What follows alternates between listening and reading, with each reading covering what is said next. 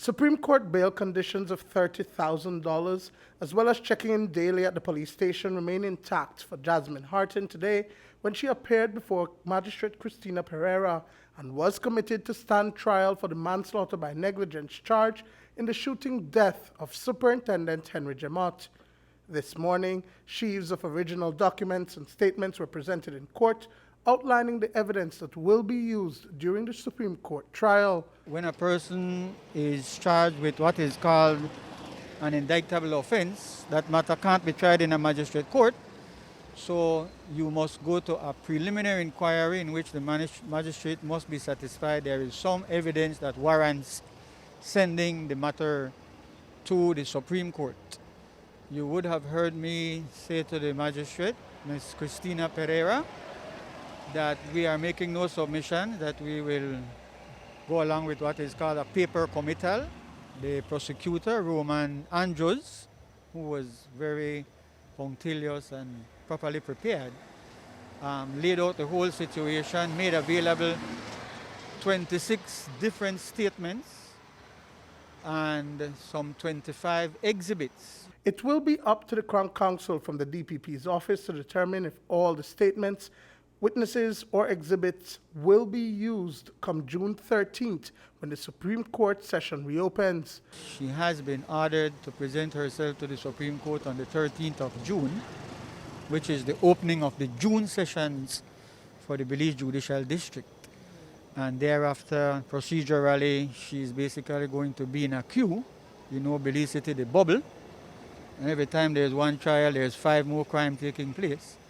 So she'll be in a queue, and at some stage, whichever presiding judge will set a date for case management to determine if we need to have 26 witnesses parading into the court, if we will have more, if we will have less, and set out the procedures so that when we go to court, there is no wastage of judicial time, which is very precious. Since the tragic incident, relatives of Jemmott have been back and forth to the island attending the court proceedings.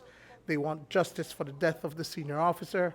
Today's proceeding was emotional, and Marie Soul tells News 5 that following the paper committal, they are hopeful that the family will get justice. I will say that my brother and his children deserve justice, and I hope that it continues to prevail. But it has been a very emotional day for us. The whole planning to come here, it has been emotional. She has to sign for bail again for $30,000, and trial will start in June. You think that this process is now speeding up, is now going further? Yes, it's in his favor. There was a delay in the processing of Hartin's bail because the surety was in Belize City and not San Pedro, where the court proceeding took place. Bradley explains the hiccup. But it's just a procedural process where the close of the procedure in a preliminary inquiry, a presiding magistrate will offer bail to the person. If it was murder, there would be no offer of bail. We made no submissions attacking any of the discrepancies on the statements because that is not necessary. And as I told Prosecutor Andrews, this is not the venue for me to raise those issues. All that is happening is that Ms. Hartin is already on a Supreme Court bail. Judge Lord had given her a very high bail, $30,000, which involves either you deposit the cash, which would affect the lawyer's fees, or or you have a land paper. In her case, she has sureties who have deposited land paper with the court system. The court here in San Pedro is liaising with the court in Belize City because of the matter of the fact that she already had a surety and land paper. All the paperwork is finished, and you can ambush her on her way out of the court shortly. Hartin, however, left the court around 4 p.m. today.